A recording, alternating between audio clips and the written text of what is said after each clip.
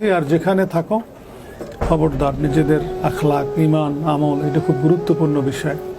সম্পদ পৃথিবীতে অনেক অর্জন করতে পারে না, জীবনে ব্যক্তি জীবনে অনেকে সুখী হইতে পারে বা পারে না, কিন্তু এরপরও একটা জীবন আমাদের আছে, সেটা হইলে পরকালীন জীবন। এই জীবনে যেন আমরা অপমানিত না হই, ক্ষতিগ্রস্ত না হই, সেই বিষয়টা আমাদের সবার মনে রাখা দরকার।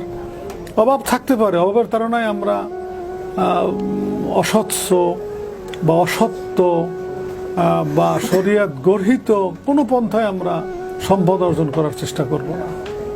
এই বিষয়টা মাথায় থাকতে হবে। বিশ্বাস দৃঢ়ভাবে তোমাদের থাকতে হইবে যে আসলে সৎ পথ, স্বচ্ছ পথ, সুন্দর পথ, এখানেই সম্মান।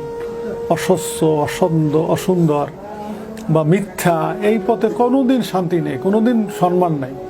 সে যত বড়ই আমরা বাহির থেকে প্রাচুর্যের পাহাড় দেখি, ক্ষমতার অনেক বিশাল জৌলস দেখি, কিন্তু আসলে এখানে কিন্তু শান্তি নেই, কল্যাণ নেই। এই বিষয়টা তোমরা মনে রাখবা।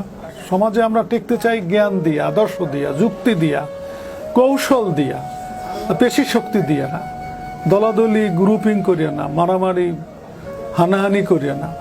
এ বিষয়টা কিন্তু আমাদের সকলের খেয়াল রাখা দরকার।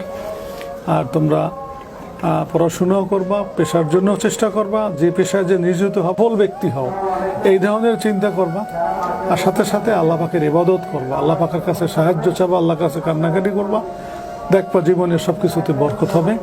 কাজে আমি হৃদয় দিয়ে তোমাদের জন্য দোয়া করি, আল্লাহ যেন তোমাদের জীবনের সব কিছুতে বরকত দান করে।